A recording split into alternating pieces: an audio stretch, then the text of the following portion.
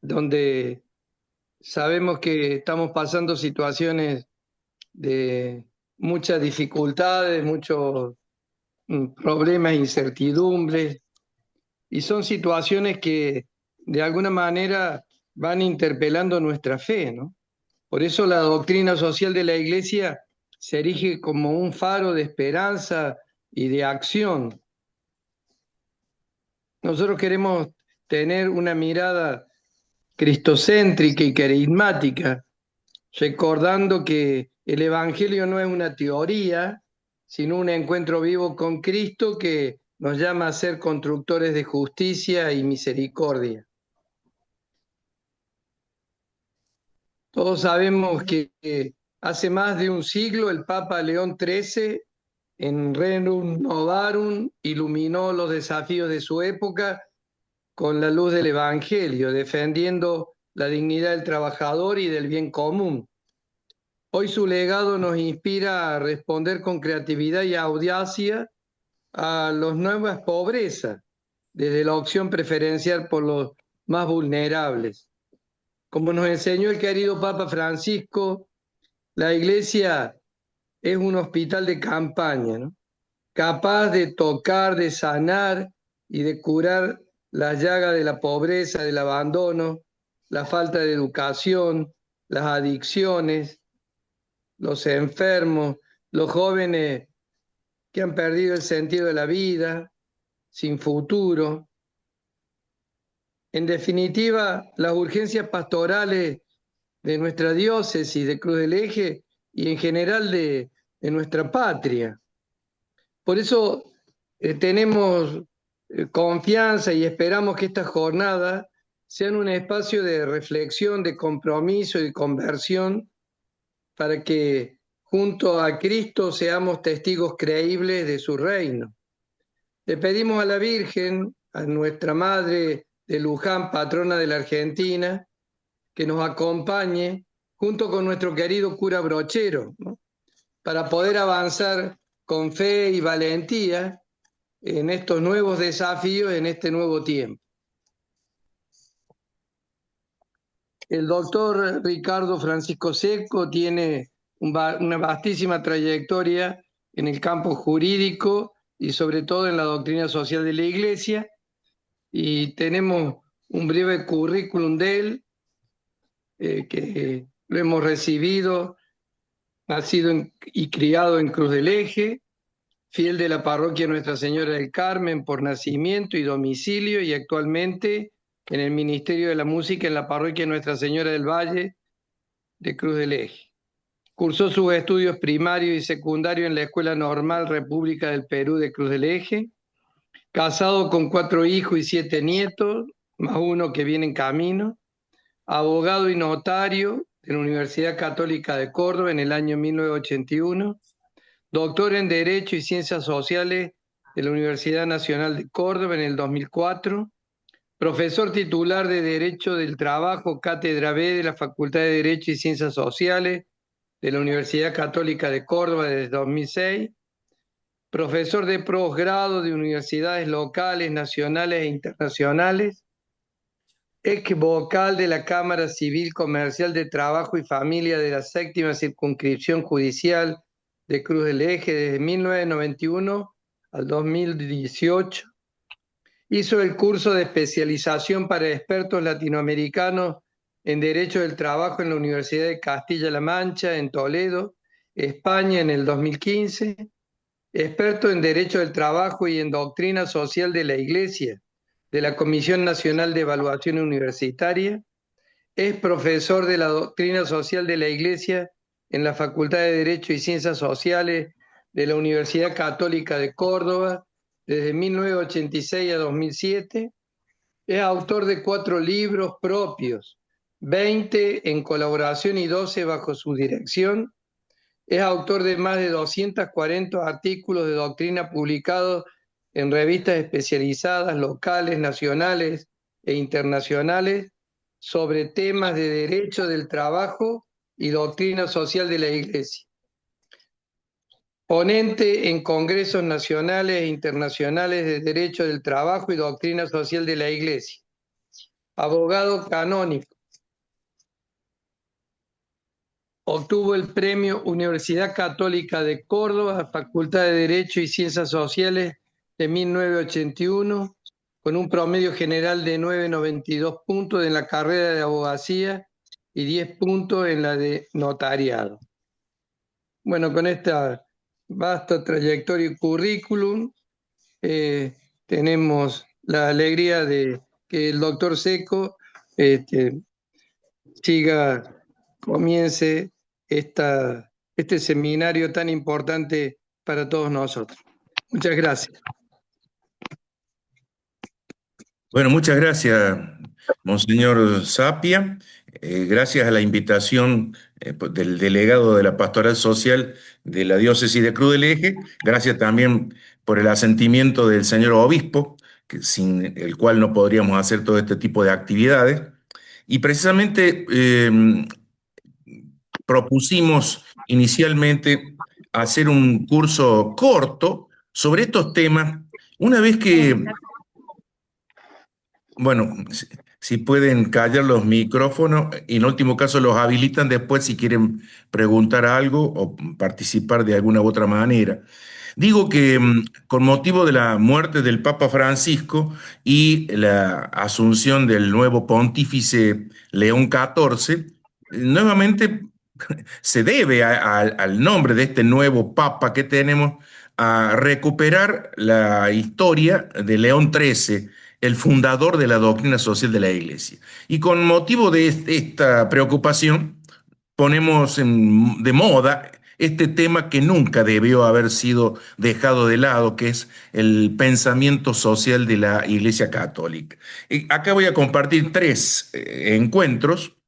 Vamos a compartir también los PowerPoint en la página que después los muchachos les van a indicar dónde están los PowerPoint compartidos y también otros documentos, algunos de los cuales han sido escritos por mí y otros son de otros autores. Vamos a ir tratando de dar material sobre dónde podemos encontrar este tipo de fuentes. Los otros dos encuentros van a estar a cargo de la doctora Adriana Damiani, que está aquí presente, secretaria de la Cámara del Trabajo, y también fue adjunta mía en la Universidad Católica durante más de una década, creo, sí, más de una década, y todavía sigue estando en la Cámara. Hemos compartido muchos años en estos grandes temas.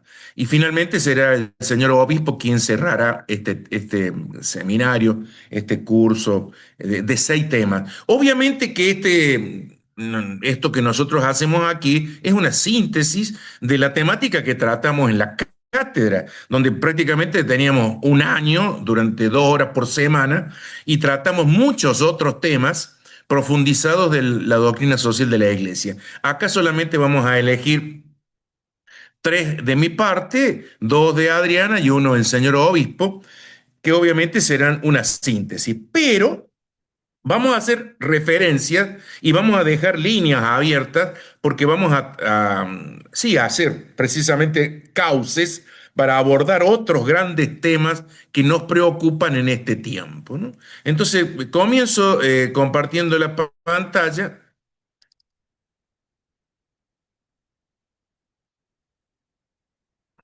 Ahí está, lo pueden ver.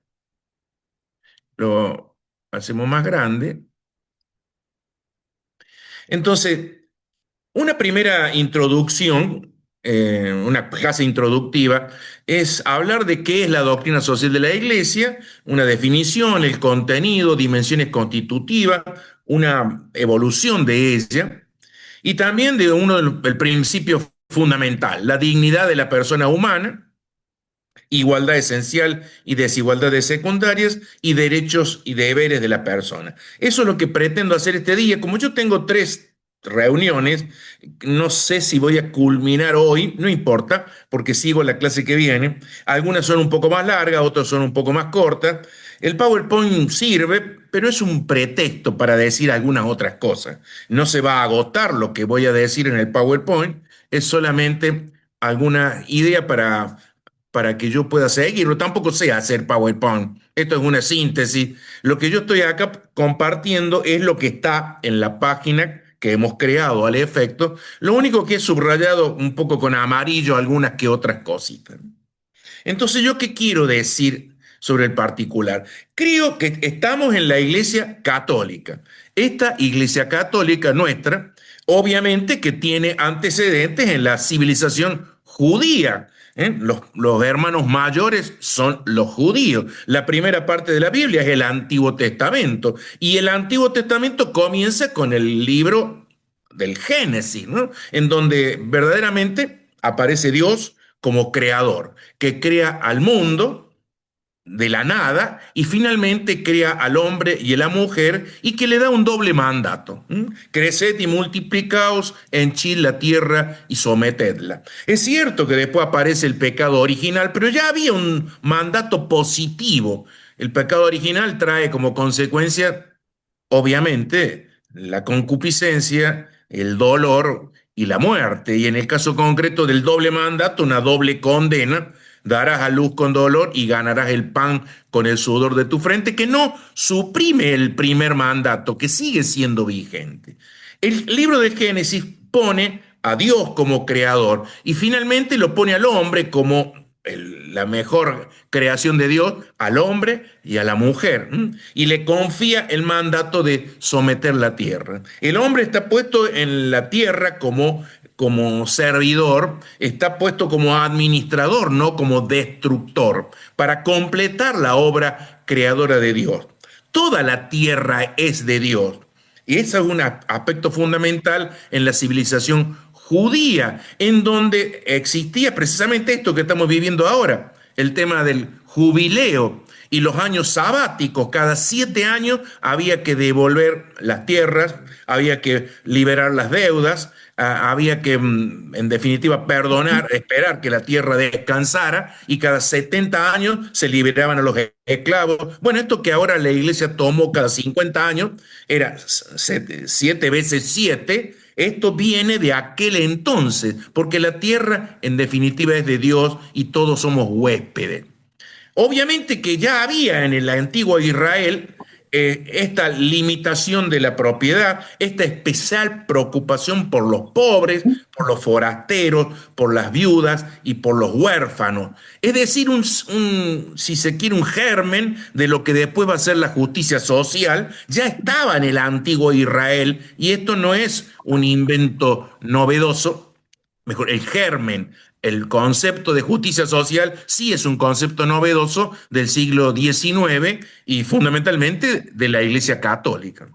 Pero bueno, ese creador, ese pecado original, que ya tiene una primera promesa con el protoevangelio, que se fueron dando con la elección de Abraham y compañía 1800 años antes de Cristo, allá al final de los tiempos, cuando las cosas estaban maduras, va a aparecer nacido de una virgen, Jesús de Nazaret, a quien nosotros creemos que es el Hijo de Dios, nacido de María por una concepción virginal. Y claro que Jesús vive en ese tiempo, en el Israel antiguo. Israel es un pequeño paisito que tiene 400 kilómetros de largo por 200, hoy más o menos dividido, pero no es una cosa demasiado grande. Y en ese ámbito, este Señor Jesús, hombre, verbo carum factum es, dice ahí arriba de la iglesia de la Concepción, sí, en Nazaret, el verbo se hizo carne, ic, aquí, dice ic, eso quiere decir en latín, en ese lugar. Y ese verbo que se hizo carne transitó y enseñó durante 3 años, pero no solo él, sino que fue acompañado por discípulos, que eran muchos, pero fundamentalmente eran 12. Cuando Cristo muere cumpliendo esta promesa de dar su vida, el redentor del mundo y del hombre y de todos los hombres y de todos los tiempos, crea la iglesia católica, que por supuesto tiene su partida de nacimiento fundamental en Pentecostés. Esta iglesia católica tiene una misión fundamental, y esa misión es el evangelizar. evangelizar, es decir, la transmisión de la buena noticia de esta persona, el Hijo de Dios que se hizo hombre, que vivió entre nosotros, trabajó como un trabajador manual, que murió por nosotros y que resucitó para llevarnos al reino de Dios. Esta es verdaderamente lo fundamental de la enseñanza de la iglesia que se va a dar en la historia. Y ahí comienza esta pequeña comunidad, empieza a preocuparse por los problemas de la realidad viviente. La primera comunidad cristiana de Jerusalén, que el libro de los Hechos, por supuesto, relata, porque la iglesia vive en el mundo y tiene problemas económicos, políticos, sociales. Claro que su misión es fundamentalmente religiosa, pero en esta misión religiosa toca con estos problemas que condicionan la vida del hombre para precisamente llegar a la vida eterna. Estos problemas de la realidad práctica lo condicionan y la iglesia tiene autoridad y competencia para anunciar y para denunciar aquello que contrapone con la obra querida por Dios y descripta en esos primeros capítulos del Génesis. Esto se fue dando en el transcurso del tiempo y la iglesia vivió la edad antigua. Lo voy a hacer pasar un poco por la historia. La edad antigua donde aparece, la iglesia se consolida, pero el imperio romano se disgrega y el modo de trabajar es, antes eran los esclavos, en la Edad Media es el modo de la servidumbre en el feudalismo y empiezan algunos pensamientos de algunos autores, fundamentalmente Santo Tomás de Aquino en la época del 1200, reflexionando sobre los grandes problemas morales que tienen que ver con el trabajo, con las personas, con las cosas, con ese tipo de relación.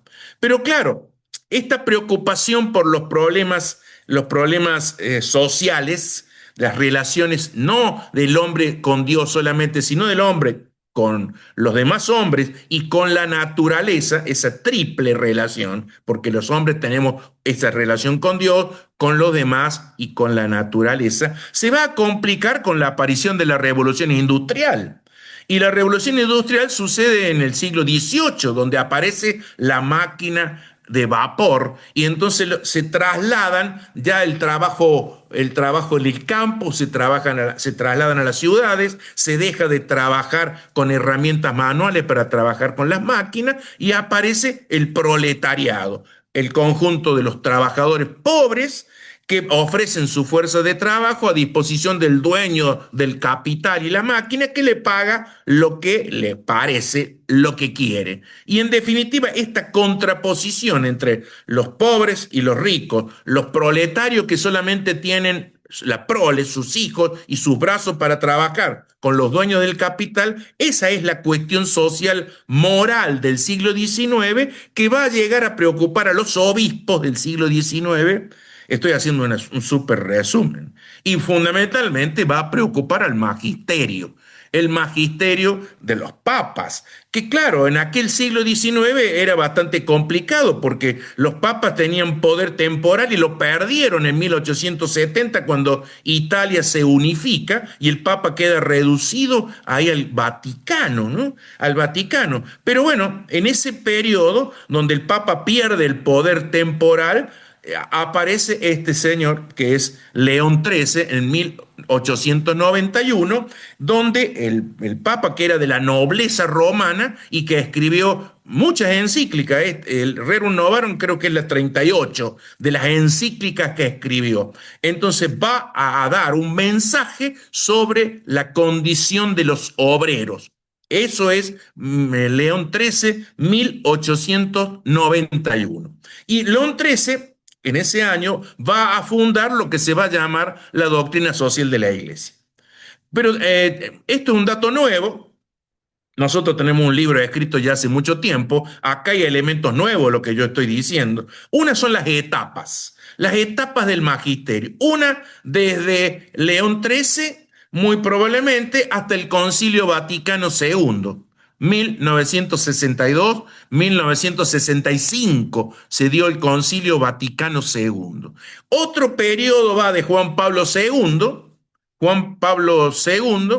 eh, Benedicto XVI. Y finalmente vamos a tomar otro periodo que es precisamente el pontificado del Papa Francisco. El Papa Francisco escribió dos encíclicas sociales. Cuando hablo de encíclicas, quiere decir un documento magisterial muy, pero muy importante, que quiere decir carta circular, en círculos, dado para toda la iglesia. Hasta 1961 era dirigido a los obispos y a los católicos. Desde 1961 en adelante es a los obispos, a los católicos y a todos los hombres de buena voluntad. Pero claro, los problemas de 1891 no son los mismos que se dieron 40 años después, ni a los que se dan ahora. Entonces, utilizamos como sinónimos doctrina social de la Iglesia, enseñanza social de la Iglesia, magisterio social de la Iglesia, y ahora se usa pensamiento social de la Iglesia. No son lo mismo. Doctrina hace referencia a un conjunto de enseñanzas, quizás un concepto, si se quiere, más sistemático, más ordenado. Enseñanza social hace referencia al que enseña, más dinámico. Magisterio hace referencia al maestro, al maestro. Recuerden que en la iglesia los maestros son el papa y los obispos.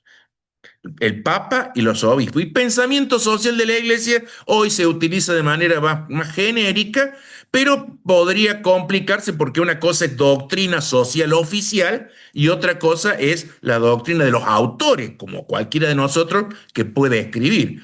Nosotros no hacemos doctrina social, la hacen los obispos. Doctrina viene del latín docere, que significa enseñar, ¿no? Y social es porque se da a las relaciones sociales, económicas, políticas, sociales. Y ahí entran un montón de temas, desde la vida, desde la familia, la educación, el trabajo, la empresa, la propiedad, la educación, la cultura, las relaciones internacionales, la paz. Todos esos son los temas que tiene la doctrina social de la iglesia que nos preocupa a nosotros. Y es de la iglesia porque pertenece a la iglesia católica, apostólica y romana. No hay otra doctrina social de la iglesia. Los protestantes no tienen doctrina social de la iglesia. Bueno, tampoco tienen sacerdotes, obviamente. Y cuando hablamos de doctrina y magisterio, tenemos que distinguir que magisterio es el poder de enseñar la doctrina revelada, confiada por Jesucristo a los apóstoles y sus sucesores, que son el Papa y los obispos. Este magisterio se clasifica en dos, ordinario y extraordinario.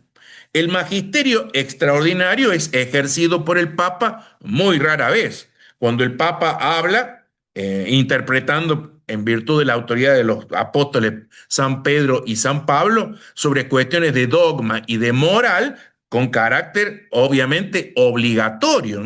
Por ejemplo, las últimas veces que el Papa ha hablado con este carácter es en 1854, cuando definió el dogma de la Inmaculada Concepción, y en 1950 el dogma de la Asunción de María. En esos casos es magisterio extraordinario que estamos obligados a creer, los católicos, obviamente, no podemos discutirlo. El Papa de 1950 no dijo cómo murió María, dijo al final de sus días María fue asunta al cielo, fue llevada al cielo, no importa cómo, cosa que creían los católicos o los cristianos en general también, incluso los protestantes, los protestantes, perdón, los musulmanes también reconocen algo a María. Esto venía siendo creído por la gente durante muchísimo tiempo. El Papa definió en ese momento, en 1900, como antes lo había hecho en 1854 con el dogma de la Inmaculada Concepción, que después, cuando aparece en Lourdes María y se presenta a Bernardita, le dice, yo soy la Inmaculada Concepción, cosa que Bernardita no podía saber porque era analfabeta. Esto le toca bien ahí al padre Tito, que siempre habla de Bernardita, ¿no? Entonces, el magisterio social de la iglesia en principio, es magisterio ordinario. Es decir, nosotros los católicos tenemos una obligación prudencial de seguirlo. No es una obligación dogmática, no es una obligación absoluta, no es una obligación absoluta.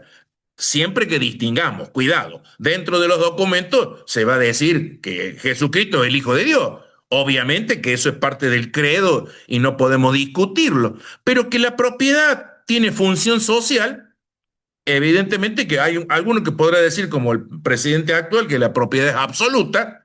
Eso no lo vamos a condenar por hereje, por decir una cosa, porque eso no es una verdad dogmática.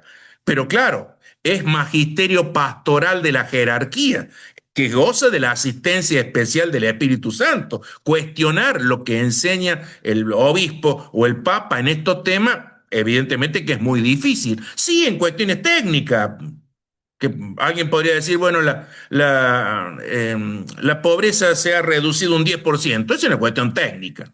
El obispo tampoco podría decirlo, pero sí podría decir el obispo, me llegan a mi casa un montón de pobres. Y eso sí, es una cuestión humana que tiene que ver con el magisterio en general. Estoy diciendo que tengo una preocupación. Ahora, los porcentajes, las cuestiones técnicas, no, eso no es un tema obligatorio. La finalidad de la doctrina social de la Iglesia es parte de la enseñanza evangelizadora general. Y no es una parte común, es una parte esencial, dijo Juan Pablo II, de la nueva evangelización. Es decir, que esto que nosotros estamos estudiando ahora debería ser enseñado con mayor intensidad y con mayor esfuerzo en todas partes. Incluso muy pocas veces se habla de los documentos magisteriales en la misa, en las homilías, ¿no? Así decía un viejo sacerdote cuando apareció la Rerum Novarum, que cuando hablaba de precisamente la preocupación por los trabajadores y por los pobres, decía, hablaba de este tema en una homilía y me trataban de comunista. Pero si lo estoy diciendo lo que decía el Papa en un documento dirigido, primero, es cierto, a la comunidad cristiana, pero también tiene una expresión mundial. Y tan importante ha sido Rerum Novarum que ha sido tomado por la legislación de un montón de países, porque antes de las legislaciones sobre sindicatos, sobre jornada, sobre relaciones de trabajo, el Papa ya había hablado en 1891. Entonces, ¿qué es la doctrina social de la Iglesia? Es el conjunto de las declaraciones oficiales del magisterio acerca de las relaciones sociales. Otra definición más completa dice que es el conjunto sistemático de verdades, valores y normas que el magisterio vivo de la Iglesia, fundándose en el derecho natural y en la revelación, aplica a los problemas sociales de cada época a fin de ayudar, según la manera propia de la Iglesia, a los gobernantes y al pueblo a construir una sociedad más humana, más conforme a los planes de Dios sobre el mundo. Es decir, la doctrina social de la Iglesia, llamémosle como queramos con estos 3 o 4 formas, contiene principios de reflexión. Segundo, normas o criterios de juicio y directrices para la acción. Son 3 grandes contenidos que tienen la doctrina social de la Iglesia. Es cierto que, bueno, ya me estoy adelantando, utiliza un método fundamental: ver, juzgar y obrar. Describir la realidad, juzgarla a la luz de la enseñanza del Evangelio y después dar pautas, pistas de acción. Es esencialmente normativa, pero mira a la acción. Ahí hay un pequeño detalle, dice, es el decálogo más el evangelio aplicado a los problemas por la iglesia, a los problemas sociales. ¿Y cómo se manifiesta?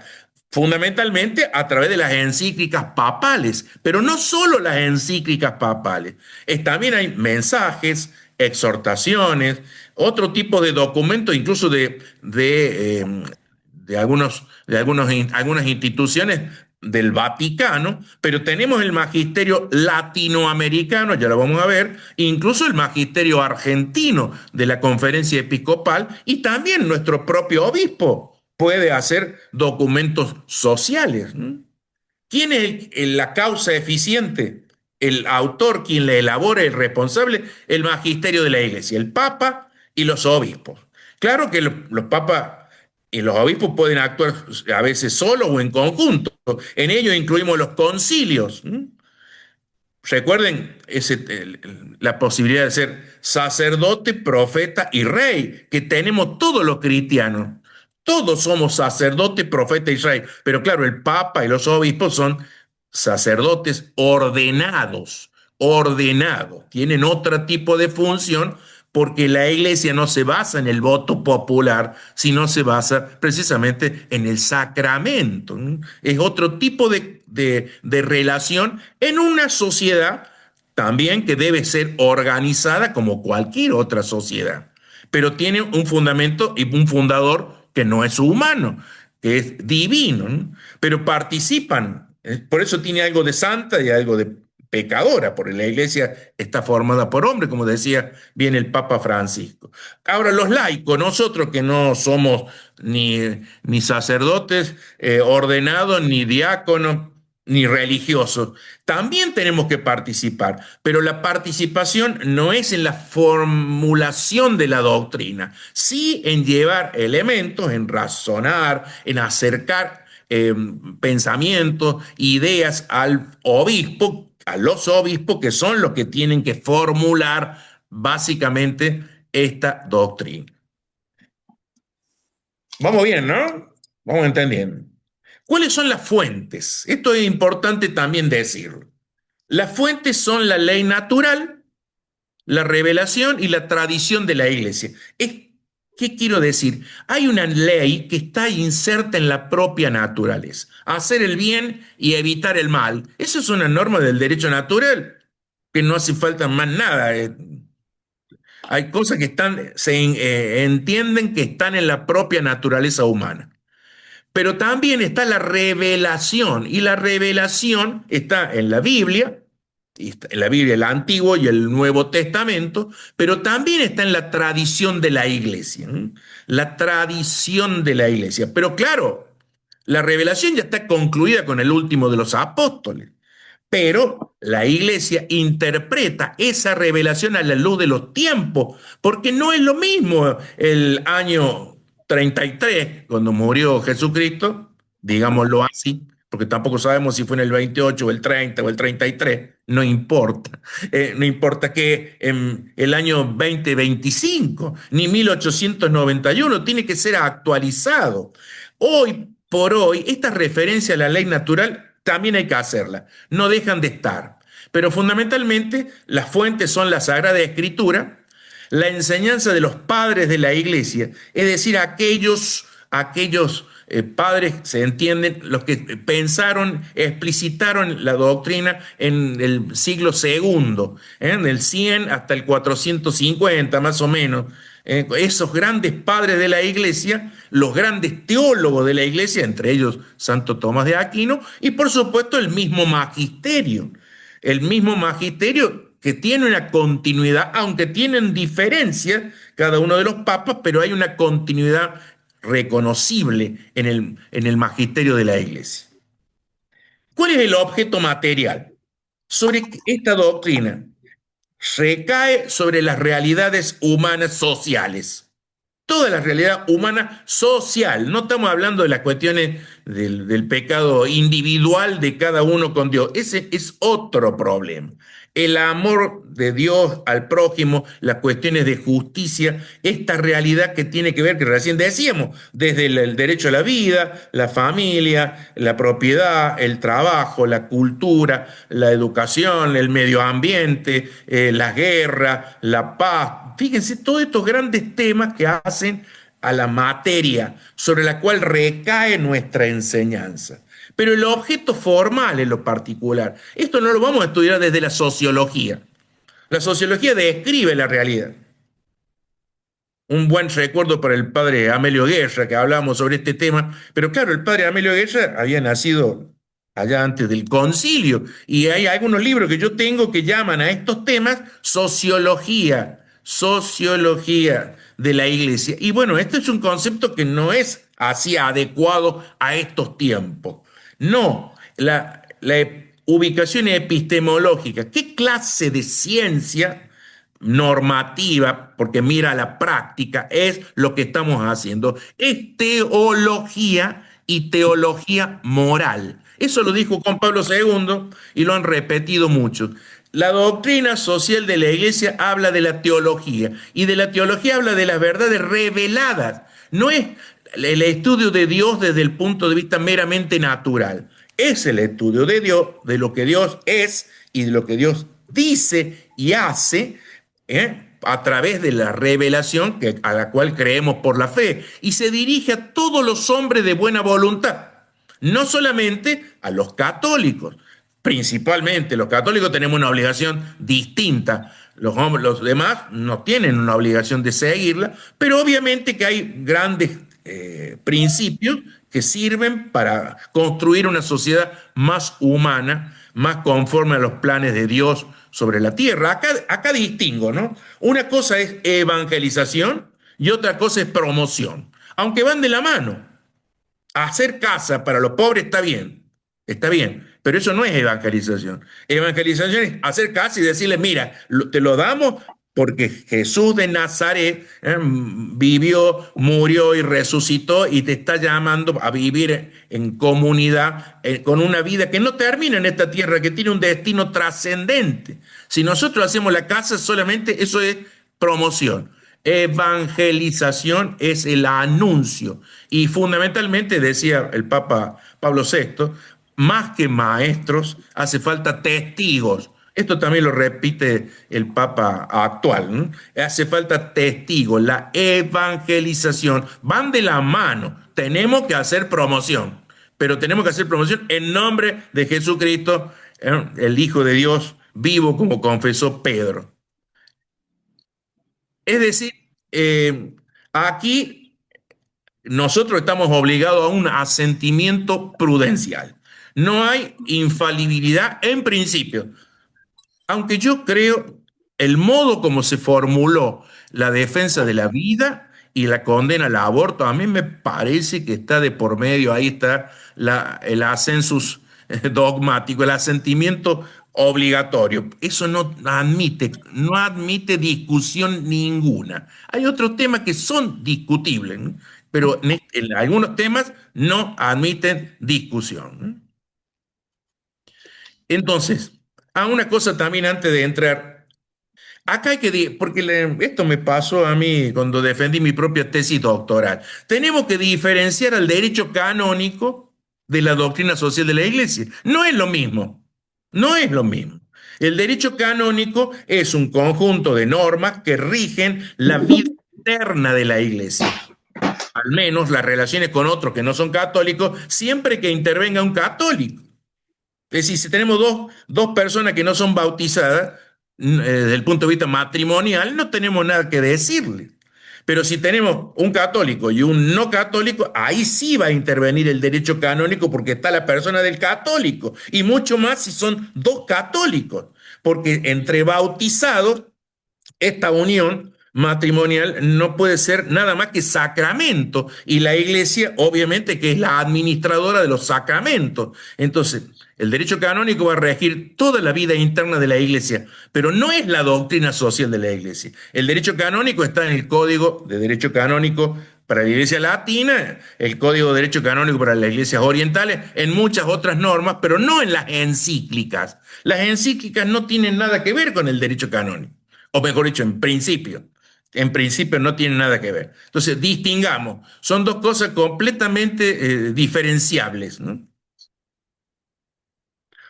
Una evolución histórica. Espero no cansarlo, che, lo estoy haciendo transitar por los siglos. Pero bueno, vamos. La primera encíclica, Rerum Novarum. Recuerden, las encíclicas, como las constituciones romanas, se llaman por las dos primeras palabras latinas, Rerum Novarum. Y Rerum Novarum quiere decir entre las cosas nuevas, las cosas nuevas. Y esta encíclica se da sobre la situación de los obreros, 15 de mayo de 1891. Fundamentalmente, el Papa defiende, o mejor dicho, critica aquella situación de 1891 donde el liberalismo extremo había llevado a la pobreza total de las grandes masas, ¿no? Y defiende el derecho de propiedad de los trabajadores y de todos que estaba atacado por el comunismo. Critica al capitalismo de aquel entonces y critica también a la solución comunista, diciendo que esa no es la solución, sino que debe darse la colaboración de las clases sociales, que debe reconocerse el derecho de asociación entre, sobre todo, de los trabajadores, porque estaba negado. La Revolución Francesa sí, el siglo XIX, en un primer momento, dijo que todo lo colectivo era un delito. Era un delito hacer huelga, era un delito hacer sindicatos, todo eso era delito, era el trabajador, mejor dicho, el hombre y el Estado, y nadie más. Entonces el Papa en 1891 dice, esto no puede ser porque las personas son sociables, tienen derecho de reunirse y de asociarse y de crear las instituciones que verdaderamente consideren suficientes, porque la realidad no es así, el hombre y el Estado solo. No puede ser. Reivindicó ese derecho natural a la constitución de estos sindicatos y dijo el Papa que precisamente la situación se debía a la supresión de los sindicatos. 1891. Bueno, pasaron 40 años. Después de 1891 hubo la Primera Guerra Mundial, una cantidad de problemas distintos. El comunismo, que antes era una amenaza, ya se hizo realidad en Rusia y en definitiva también la crisis de 1929 en Estados Unidos, entonces la aparición de los grandes totalitarismos del 1930 en adelante, el comunismo, el nazismo, etcétera, etcétera, llevan a que en 1931 el Papa Pío XI promulgue la encíclica Quadragésimo Anno, que quiere decir a 40 años de la Rerum Novarum, a 40 años, sobre el orden social, el perfeccionamiento del orden social.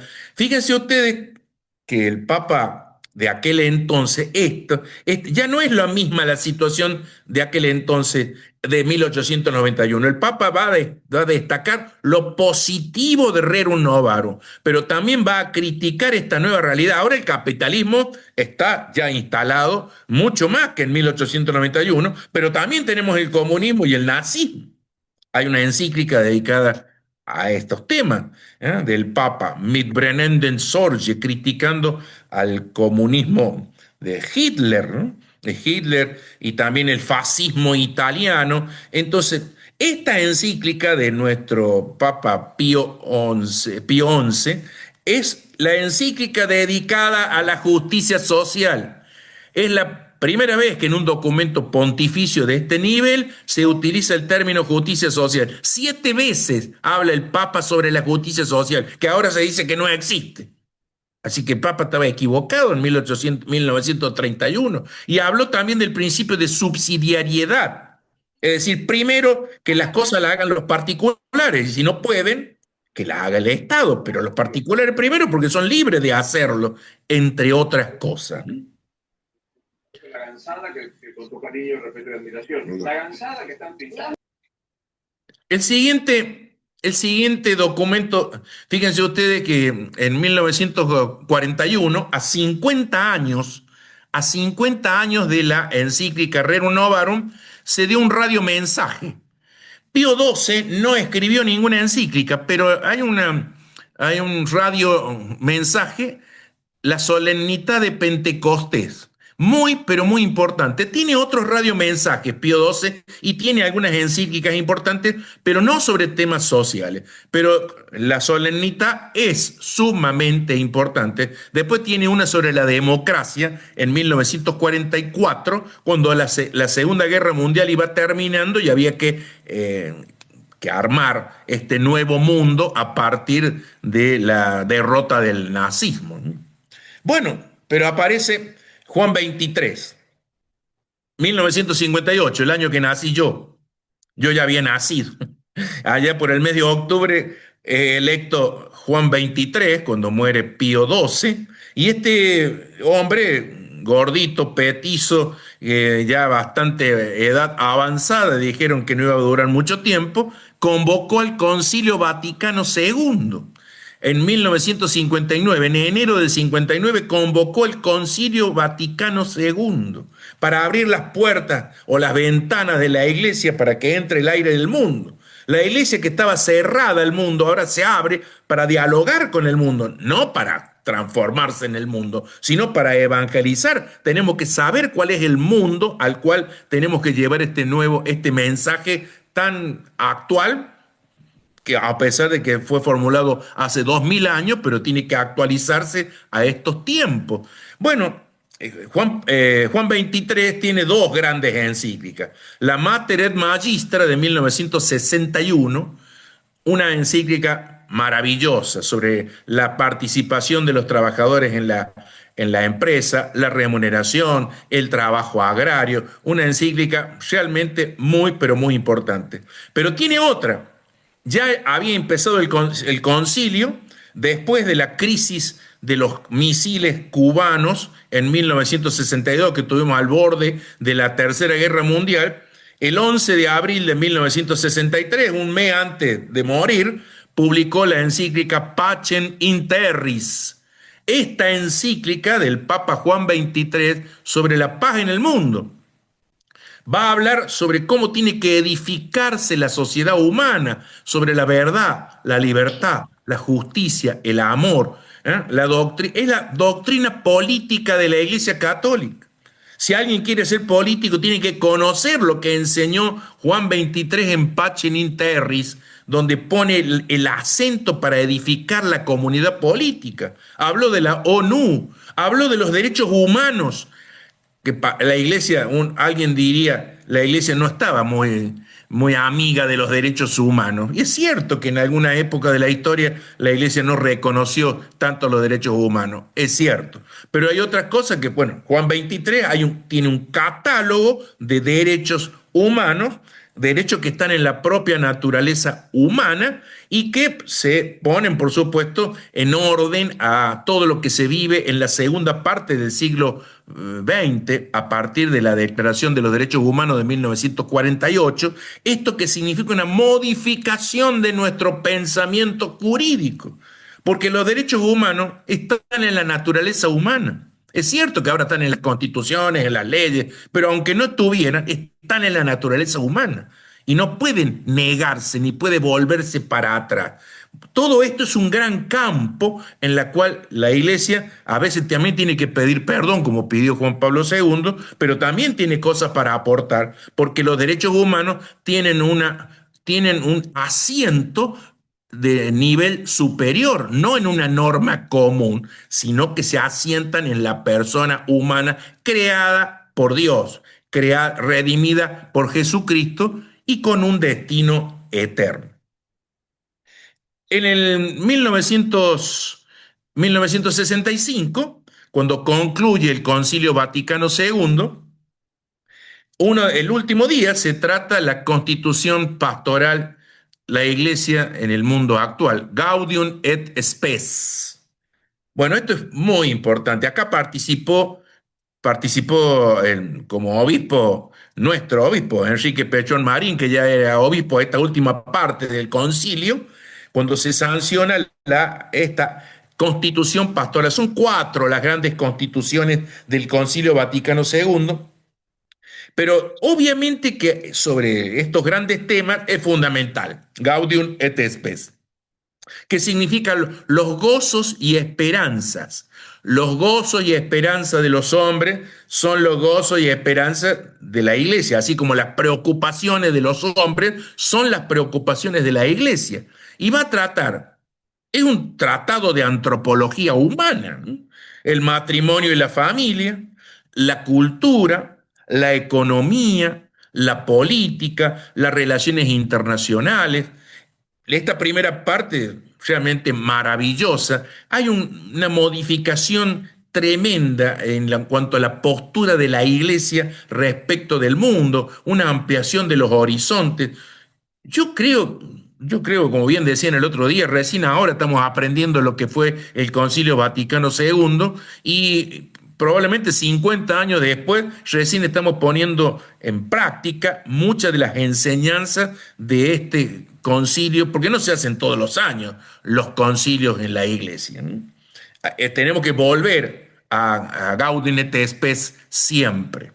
Bueno, muerto Juan XXIII en medio del concilio, el papa que lo reemplaza fue Pablo VI, y Pablo VI, en la encíclica Populorum Progressio del año 1967, habla del derecho de los pueblos pobres al desarrollo. Esto que no pudieron tratar en el concilio, porque el concilio fue quizás una realidad europea centrista, porque la mayoría de los obispos y de los cardenales y los papas eran europeos, eran italianos. Es decir, esta visión de los pueblos del tercer mundo no estaba tan clara o no terminó de plasmarse en Gaudium et Spes y lo toma Pablo VI.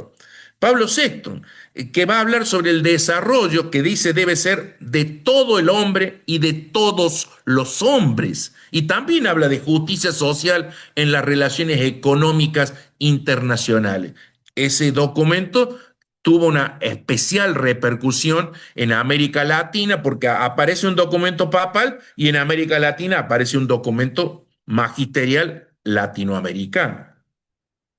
El mismo Pablo VI en 1971, ya no una encíclica, sino una carta apostólica dirigida a un cardenal, pero claro, una carta que circulaba a 80 años de Rerum Novarum, en la carta Octogésima Adveniens.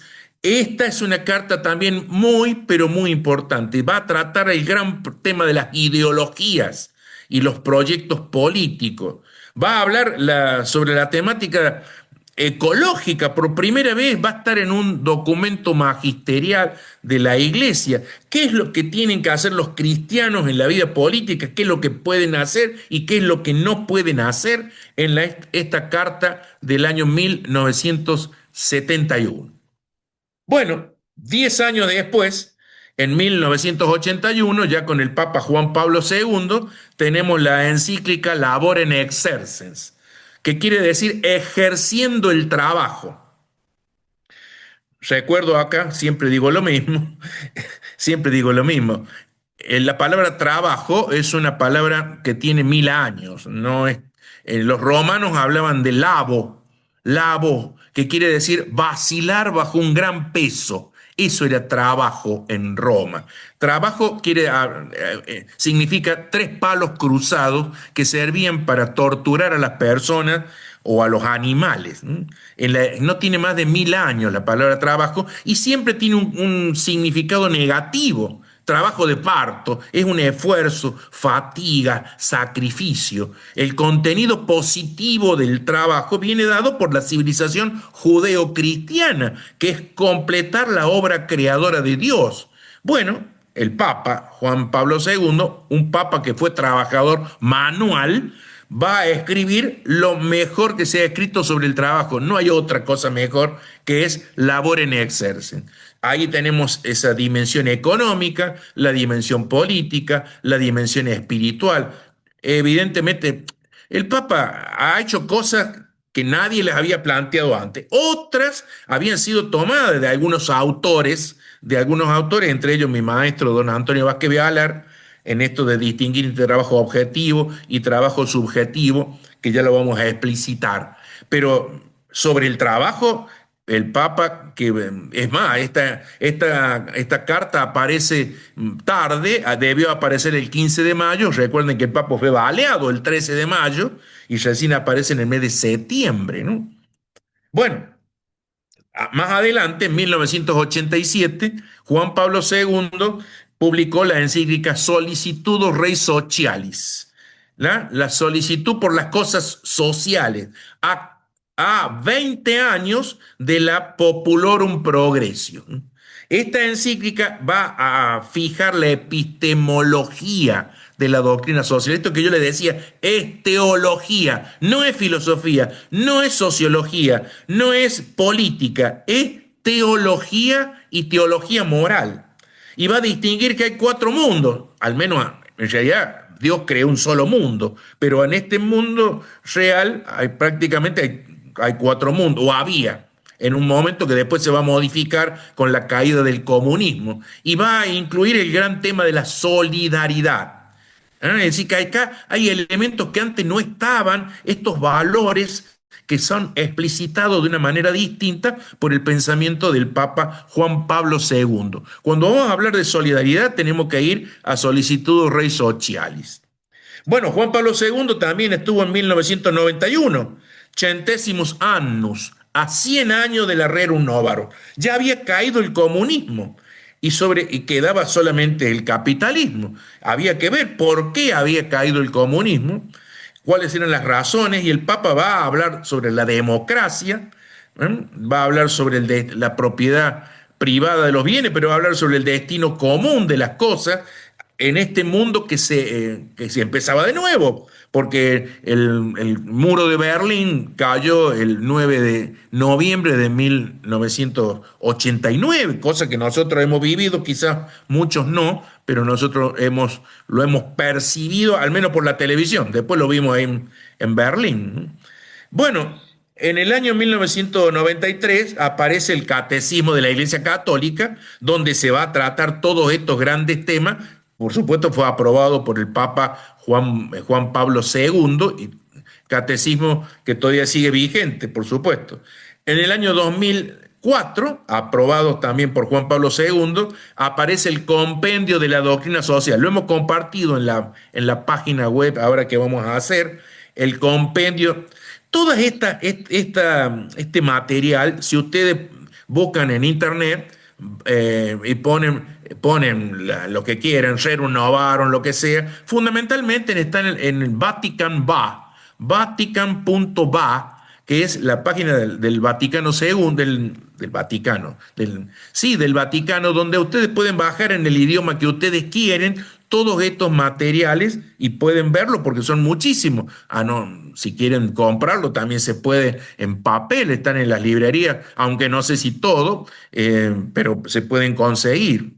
Y ya con el nuevo Papa, Benedicto XVI, tiene la encíclica Caritas in Veritatis, la caridad en la verdad, y verdaderamente va a abordar la temática del desarrollo humano. Fíjense ustedes que ese desarrollo que había sido tratado por el Papa Pablo VI en 1967, en 1977, lo va a retomar, pero es que el mundo no es exactamente el mismo. Se han complicado los problemas de las migraciones, el crecimiento demográfico, las cuestiones energéticas, el respeto por la vida, la libertad religiosa. Bueno, el Papa Benedicto XVI en esta encíclica social verdaderamente va a abordar esta gran problemática.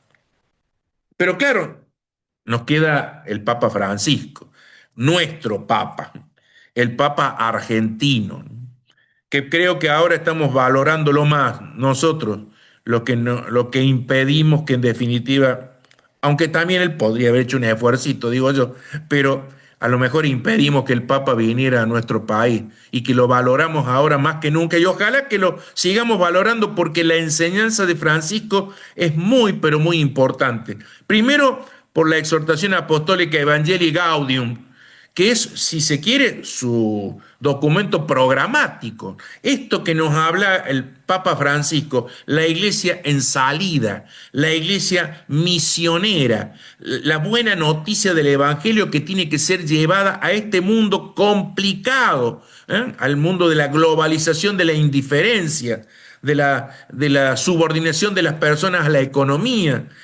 Todo este tema de la desigualdad, que en definitiva son estructuras de pecado. Francisco Fue el artífice del documento de Aparecida en Brasil, pero había grandes temas que habían sido, yo voy a tratar un poquito más, del magisterio latinoamericano. Francisco es argentino y es latinoamericano y lleva los problemas de esta parte del mundo que la iglesia europeo centrista no había considerado, porque es otro mundo. Y precisamente con la aparición, bueno, el primero el polaco, que también era europeo, pero después con el argentino y ahora con el norteamericano peruano, ven las perspectivas que tiene la iglesia. Entonces acá hay un nuevo componente, una nueva perspectiva que le dio el Papa Francisco, sobre todo en dos grandes documentos. Uno es la encíclica Laudato Si, sobre el cuidado de la casa común del año 2015, que no me voy a extender porque lo va a tratar Adriana, sobre la ecología integral, desarrollada por Octogésima Adveniat, 1971, pero no es lo mismo el problema del 1971 que del año 2015. En realidad es más que una encíclica social, en definitiva ha sido retomada. Bueno, ahí compartimos algunos documentos muy valorados en distintos ámbitos, la enseñanza del Papa Francisco sobre el cuidado de la casa común. Casa común que ha sido creada por Dios, por supuesto. Y si ha sido creada por Dios, nosotros somos hijos de Dios, somos hermanos entre nosotros. Y la otra encíclica es la Fratelli Tutti, sobre la fraternidad y la amistad social. Esta encíclica del año 2020, que salió en plena pandemia, es una encíclica realmente hermosa sobre la fraternidad y amistad social, donde va a tratar temas como el destino común de los bienes creados, la propiedad, la libertad de la empresa, el principio de subsidiariedad, la caridad política, la cultura del encuentro, el tema de la pena de muerte. Este tema, por ejemplo, la pena de muerte, Santo Tomás y los papas anteriores la admitían, pero ya desde Juan 23 para acá, la pena de muerte no empieza a ser considerada como admisible, y mucho más con el Papa Francisco. Es decir, que hay cosas que han cambiado y tienen un acento particular en este tiempo. Y muy importante es tener en cuenta la actitud pastoral del Papa Francisco. Algunos quizás podríamos criticar algunas cosas, puede ser, pero el Papa Francisco tuvo una apertura que no tuvo otro con los movimientos populares, con las organizaciones de trabajadores y trabajadoras, así dicen los que escriben, con las grandes instituciones internacionales. El Papa salió al encuentro. La iglesia es un servicio, se encontró con los trabajadores de la llamada economía popular. Estos que también son trabajadores, porque trabajadores no son solamente los que están registrados y tienen derechos registrados.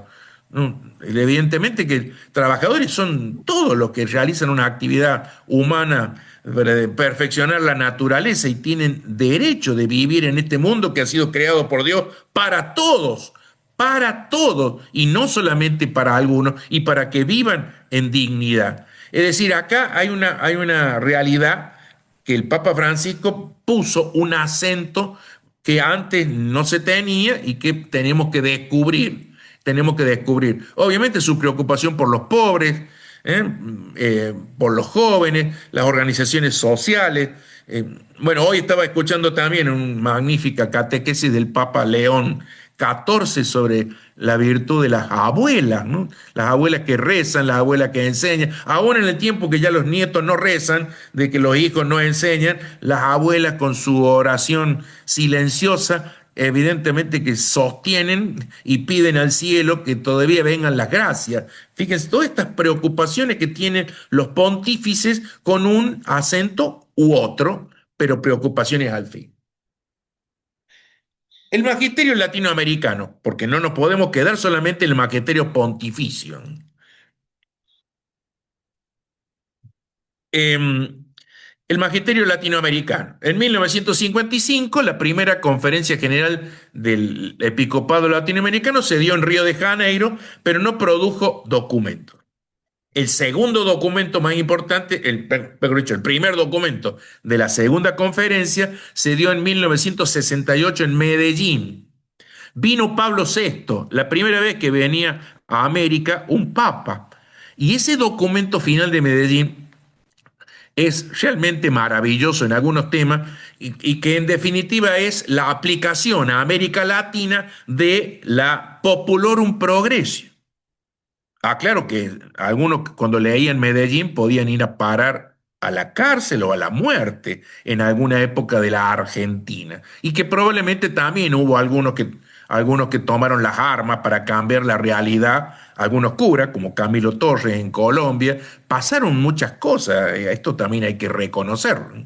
Donde se llevaron a la práctica de una manera violenta junto.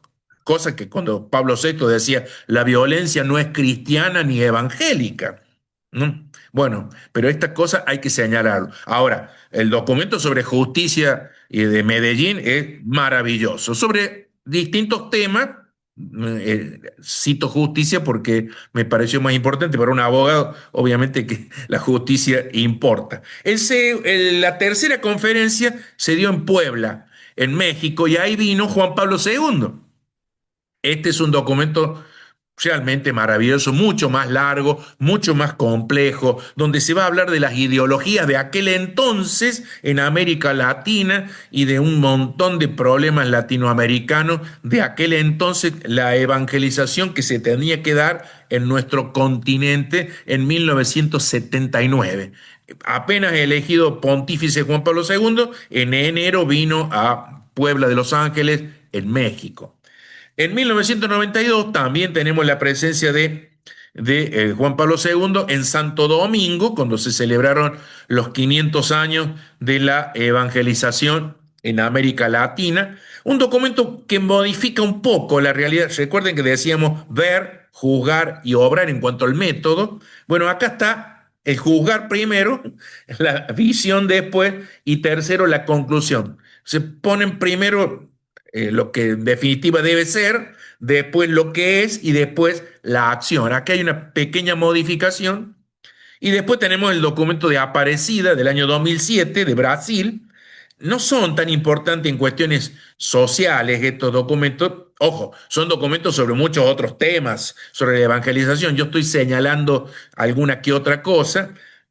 Pongo el acento en Medellín y en Puebla, pero podemos encontrar enseñanzas muy ricas en todos estos documentos del magisterio social latinoamericano. Ojo, hay magisterio de los obispos europeos, los obispos de África, los obispos de Estados Unidos, también muy rescatables, porque son distintas las realidades de los Estados Unidos con Latinoamérica, por supuesto, ¿no? Muy realidades distintas, pero la enseñanza que puede tomarse, evidentemente, algunas cosas particulares y otras cosas que valen para todos. Y en Argentina, el magisterio social argentino, los obispos argentinos en el año 1940 dieron una pastoral colectiva sobre las condiciones actuales y el salario de los obreros. 1940, ¿no? Después de la encíclica Quadragésimo Anno, ya habían pasado 10 años y tenemos los obispos que recién se organizaban de esta manera, porque las conferencias episcopales no es una realidad que siempre han existido. Estaba el Papa y los obispos, pero en la conferencia episcopal hay algunas cosas que tienen facultades los obispos todos juntos y otras cosas que siguen siendo los obispos en su diócesis, por supuesto. Esto de que los obispos trabajen juntos también es muy importante. En 1956, la pastoral colectiva del episcopado argentino sobre la promoción y responsabilidad de los trabajadores. Recuerdan ustedes que en 1955 fue la caída del gobierno peronista, donde la iglesia, evidentemente, que incidió porque los problemas que había tenido con el gobierno en los últimos tiempos fueron tremendos, pero claro, parece ser que con la caída del gobierno peronista todas las conquistas que habían tenido los trabajadores tenían que desaparecer y verdaderamente no deberían ser así. No deberían ser así. Entonces ahí tenemos una primera pastoral colectiva del episcopado argentino. Pero otra muy importante, sumamente importante, del año 1969, que es la Declaración de San Miguel. Recuerden que tenemos Populorum Progressio, Medellín y San Miguel, 1969. Es la aplicación de Medellín a Argentina en un tiempo convulso, un tiempo complejo.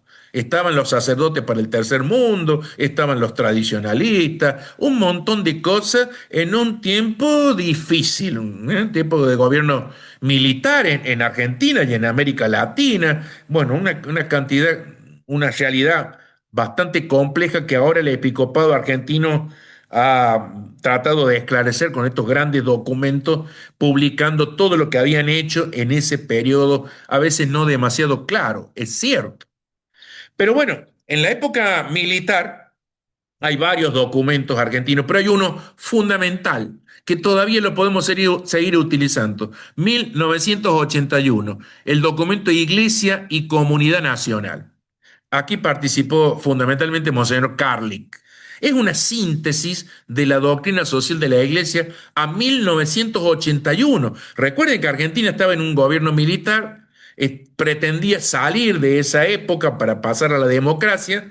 Después viene el problema de las Malvinas y después viene el gobierno democrático y Iglesia y Comunidad Nacional pretende dar las bases para que se establezca una democracia sana.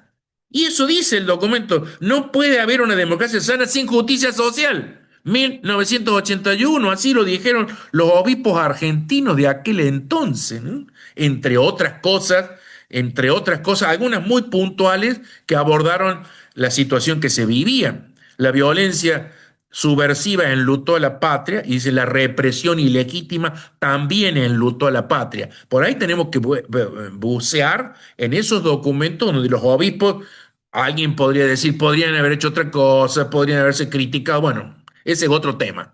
Pero lo cierto es que acá un documento público, un documento muy, pero muy importante que sirvió de base para esta democracia que todavía tenemos, imperfecta seguramente, pero democracia al fin y que tiene más de 40 años. Otros documentos más ahí del episcopado argentino, uno también es Navega Mar Adentro del año 2001, y por supuesto la actitud que tuvo el episcopado ante la crisis del año 2002. Evidentemente que ahí fue muy, pero muy importante, porque si no hubiéramos desaparecido como país. Vamos a hacer digamos, esta es la primera parte. Esta es mi presentación inicial de lo que es la doctrina social de la Iglesia, que es muy compleja, que es muy amplia y que es dinámica y evolutiva. Esos son los caracteres que tienen, ¿no? Porque los problemas no son los mismos, pero la evolución del magisterio también se va dando, porque yo les decía que no es exactamente lo mismo 1891 que el año 2025. Este tema de la justicia social, alguien el otro día me decía, bueno, el Papa estaba en León XIII. León XIII yo creo que a lo mejor escuchó hablar de justicia social, pero no lo puso en el documento porque no estaba tan claro. En realidad por ahí también se va a discutir si es una cuarta clase de justicia, si es una tercera dentro de la justicia, qué clase de justicia es, pero lo cierto es que la justicia social es verdaderamente una mixtura entre la justicia, es compartir los bienes, es la redistribución de los bienes de la tierra que han sido creados por Dios para todos. No es que sean de todos, es que son para todos. Y precisamente ya me estoy adelantando a los temas de la otra clase, para que cada uno, así como son para todos, cada uno tiene que tener algo como propio, porque cada uno cuida mejor de lo que es propio. Cerramos esta introducción y pasamos a un punto fundamental, la dignidad de la persona humana. Este es uno de los principios y valores básicos sobre el que se edifica la doctrina social de la Iglesia, pero también se edifica el llamado derecho internacional de los derechos humanos. Esto es lo nuevo. Cuando nosotros íbamos a la escuela, allá en la década del 70, 60, 70, todos los chicos decían, te corría la celadora con el reglamento. Hoy los chicos están claros que el reglamento. Pero no, antes que el reglamento están los derechos humanos. El reglamento es una regulación de cuarto o quinto nivel, pero los derechos humanos no hace falta ni ley porque están en la naturaleza humana. Y la dignidad de la persona humana, este digno, ¿qué quiere decir? Que merece algo proporcionado a la condición objetiva del solo hecho de ser humano. Por el solo hecho de ser humano, no importa las otras, si es lindo, feo, gordo, alto, bajo, el solo hecho de la hominidad, diría un profesor, el solo hecho de ser hombre.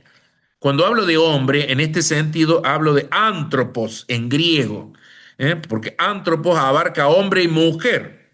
En griego, varón es andros y gine es mujer. Cuando hablamos acá, cuando hacemos referencia a hombre, estamos utilizando el concepto griego del antropos, ¿no? Entonces, la dignidad humana, la dignidad de la persona humana es el respeto eminente que merece cualquier hombre, cualquier mujer, por el solo hecho de ser persona, la nobleza que tiene por el solo hecho de serlo.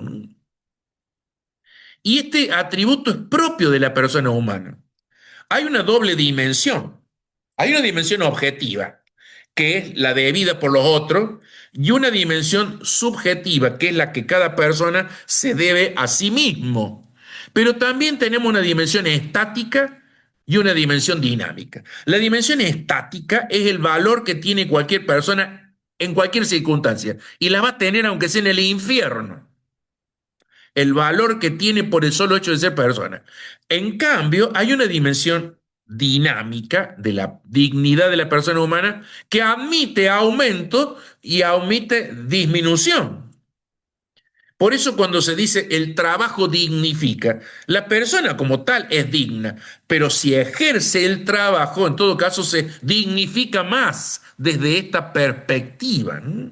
Entonces, este valor, este concepto, en realidad no es un derecho, es una realidad intrínseca de la persona humana. El derecho está en la defensa de la dignidad de la persona. La persona tiene dignidad. Insisto, la dignidad estática la tiene todo el mundo. La dignidad dinámica, bueno, si uno, hay cosas que dignifican y otras cosas que disminuyen esa dignidad, ¿no? Eso es cierto. Concepción pasiva, concepción dinámica, dinámica que puede aumentar o puede disminuir. En ese sentido, el trabajo expresa, incrementa la dignidad de la persona, ¿no? Persona que es, bien, el catecismo de la Iglesia lo define muy claramente, ¿no? Corpus et anima unus, cuerpo y ánima juntos. Entonces ahí el catecismo de la Iglesia va a hablar lo que es verdaderamente la persona humana, también lo va a decir el documento de Puebla muy claramente, ahora que se está hablando de la libertad. Y está bien la libertad, y lo dice también el Pacem in Terris, ¿no? Verdad y libertad. Ahora, cuidado. Una cosa es la libertad de elección y otra cosa es la libertad de realización. Y no es la libertad para hacer cualquier cosa. Yo no tengo libertad para meter el dedo en la llama y quemarme. Eso es un exceso definitiva de libertad. No es la libertad para eso. Entonces, este concepto de la libertad absoluta también tiene que ser estudiado en su verdadera dimensión. Claro, y claro que nos ha creado libre. Dios nos creó libre, aún para resistir al mismo Dios. Esto lo tenemos en el libro del Génesis. Tanto es que Adán y Eva optan por el pecado. Nos creó libre. Entonces, desde el punto de vista ontológico natural, el fundamento de la dignidad de la persona es que la persona es el ente más perfecto de la naturaleza, sustancia individual de naturaleza racional. Pero esta sustancia tiene espiritualidad que se manifiesta por una inteligencia y una voluntad libre. Obviamente que no es lo mismo una persona humana que, bueno, ahora se dice persona no humana, hay un mono que le dijeron persona no humana, bueno, pero no es persona, personare, esto viene de los griegos, la máscara griego que resonaba. Persona es un concepto boesio, fue creado en el ámbito cristiano, el concepto de persona, las tres personas divinas, este concepto muy, pero muy Eh, es mi mujer que está acá al frente. No, repetimos. ¿Ves que se? Escúchame. ¿Me estás escuchando? Si no, no hay una reverberancia. ¿Sí? Me escucha acá. Me escucha ahora. Bueno, me escucha todos los días. Eh, entonces, ese es un aspecto. El hombre sensible, que tiene conciencia de sí mismo, superioridad a todas las demás cosas de la naturaleza, pero está al servicio de lo demás, como guardián y custodio de la creación, ¿no? Pero cuidado, este concepto, si se quiere, de orden natural de la dignidad de la persona humana, ha sido asumido por la Declaración Universal de los Derechos Humanos y lo asume la Corte Suprema de Justicia en varios de los fallos. Y cuando, es más, si la persona humana tiene un valor por el solo hecho de serlo, no puede ser tratado como una cosa. Y esto ya lo decía el 1891 el Papa León XIII. El trabajo no es una mercancía. Eso dice también la declaración de 1944 de la OIT en Filadelfia. Mejor dicho, el hombre o la persona humana que trabaja no puede ser tratada como una cosa, porque no es una cosa. Es cierto que el trabajo tiene un valor en el mercado, pero quien trabaja es un sujeto que tiene un valor tremendo. Entonces, hay elementos que no pueden ser valorados como la compra y venta de un kilo de pan. No, porque el que trabaja es la persona humana. Bien, Santo Tomás de Aquino decía, no trabaja la mano, trabaja el hombre entero. Juan Pablo II dice que trabaja todo, el cuerpo y el alma, el espíritu también trabaja. Esta realidad que es realidad humana, porque sentimos fatiga, cansancio, pero también una realidad sumamente creadora y constructiva. Esto ya lo dijo Centeno, el autor de la Ley de Contrato de Trabajo, en el artículo 4, en el año 1974. El trabajo como actividad creadora y productiva del hombre. Y después tiene que ser tratado como una relación de cambio. Pero el trabajo no es una mercancía y a veces se lo trata a la persona como una mercancía. Esto de hablar de mercado de trabajo está mal utilizado, porque además de recursos humanos es un término absolutamente impropio. Porque si son humanos, no son recursos. Los recursos son las cosas. Las personas no pueden ser recursos. Las personas son verdaderamente personas. Como bien decía uno, cuando viene un jefe de recursos humanos, le digo, viene el jefe de personal. Así está bien. Pero recursos humanos es un término que está asentado y está mal, porque considera a las personas como cosas. Pero desde la perspectiva del magisterio social, la dignidad tiene otro asiento. Se funda en otras cosas. Tres grandes razones. Primero, creado a imagen y semejanza de Dios. Segundo, Dios mismo, en la persona del Verbo, Jesucristo, se hizo hombre para redimirlo, murió por nosotros, compartió todo lo que comparten los hombres menos el pecado. Y tercero, está llamado el hombre a un destino eterno y trascendente. ¿Eh? Esos tres grandes valores donde se asienta la dignidad de la persona humana. No podemos tratar a las personas humanas de otra manera, o como las cosas, como los animales. No, porque tiene esas tres grandes patas suficientemente superiores al hecho natural de ser inteligente, libre, capaz de amar. No, creado a imagen y semejanza de Dios, lo dice el Génesis. Dios mismo se hizo la persona que existía desde siempre, el Evangelio de San Juan, ¿no? El verbo que existía desde toda la vida se hizo carne y habitó entre nosotros, ¿no? Verbo carum factum es, y se hizo carne y compartió todo, incluso nuestro trabajo, nuestras preocupaciones, nuestro llanto, amó, compartió con los amigos y dio la vida por nosotros. ¿Cómo podemos tratar a las personas que son precisamente redimidas por Jesucristo, el mismo Dios que tomó nuestra carne de María. Fíjense qué importante importancia que tiene todo esto. Y llamado a un destino trascendente que no se acaba en esta tierra, que no se acaba en esta tierra. Consecuencia. Pregunta por la conexión, porque acá dice que alguno que se cortó ¿Se ha perdido? la conexión. No, acá dice que no. No. Bueno, igualdad esencial y desigualdades secundarias. Esta es otra gran idea.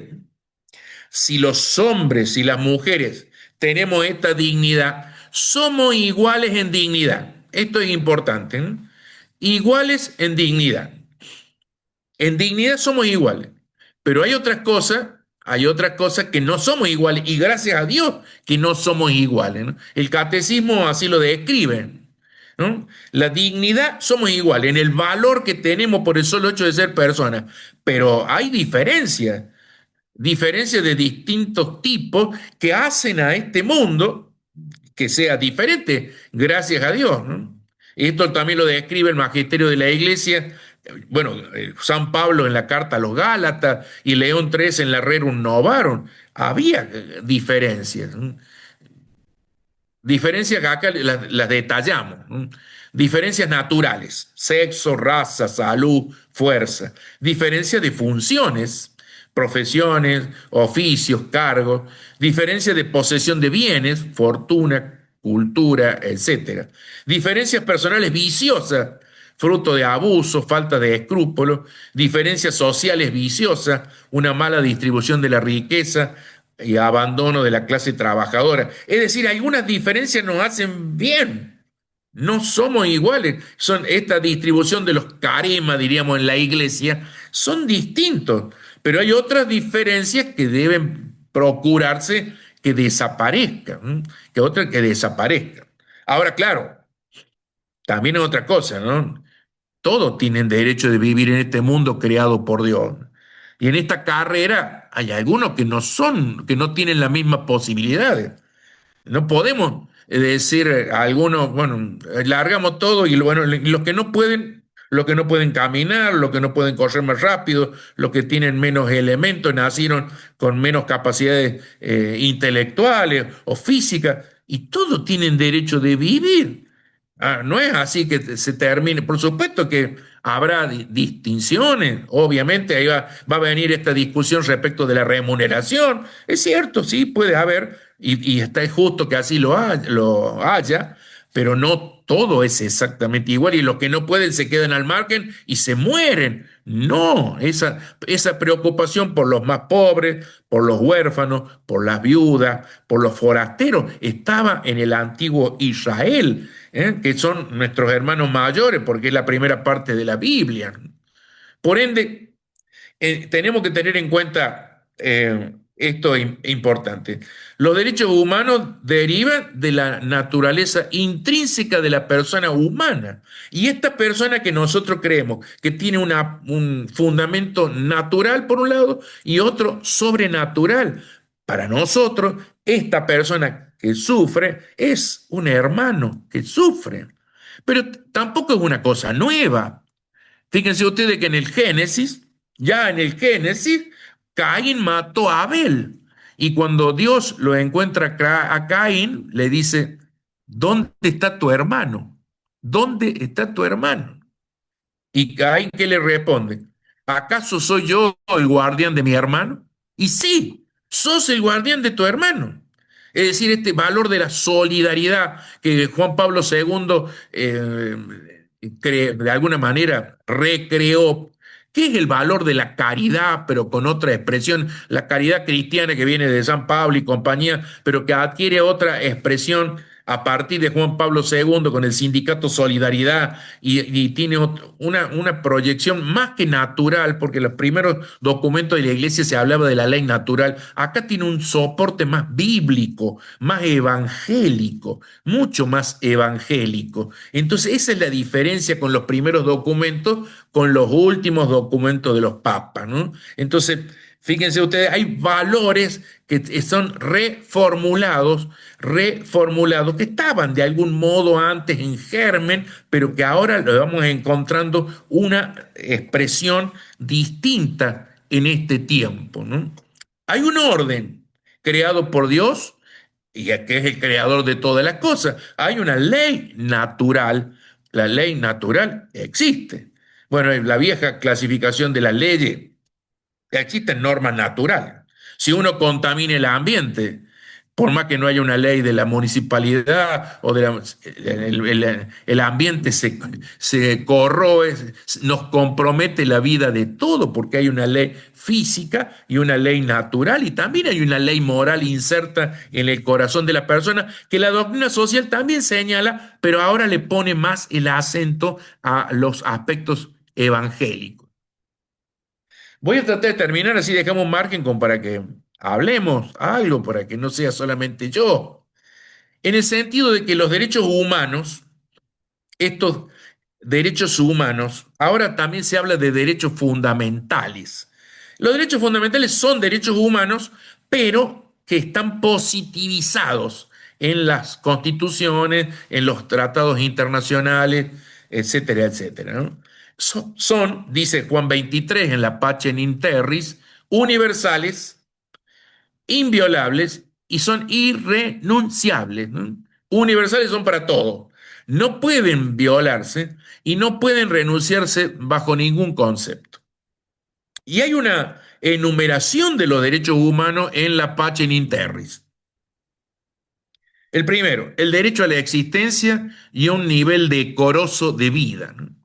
Bueno, esto también tiene un desarrollo mucho más amplio, mucho más amplio. Después hay otras encíclicas del Magisterio de Juan Pablo II respecto del tema de la vida. En esto a mí me parece que es magisterio dogmático. Acá verdaderamente no se puede discutir el tema del aborto, el aborto procurado, el aborto voluntario, está fuera de discusión en la Iglesia Católica. Está fuera de discusión. Eso no podemos transigirlo. Yo veía el otro día ese encuentro que tenía el Papa con los jóvenes, había una santiagueña que decía, bueno, sí, bueno, veamos las razones. Ese es otro tema, que si vamos a condenar las cuestiones morales, pero la enseñanza ejemplarizadora y generalizadora tiene que ser clara. No se puede matar, porque el quinto mandamiento lo dice. No se puede matar al inocente. No se puede matar al inocente. Ahora bien, tenemos derecho a la vida, pero no solamente derecho de vivir, sino derecho de vivir decorosamente, ¿no? Por eso dice alimento, vestido, vivienda, descanso, asistencia médica.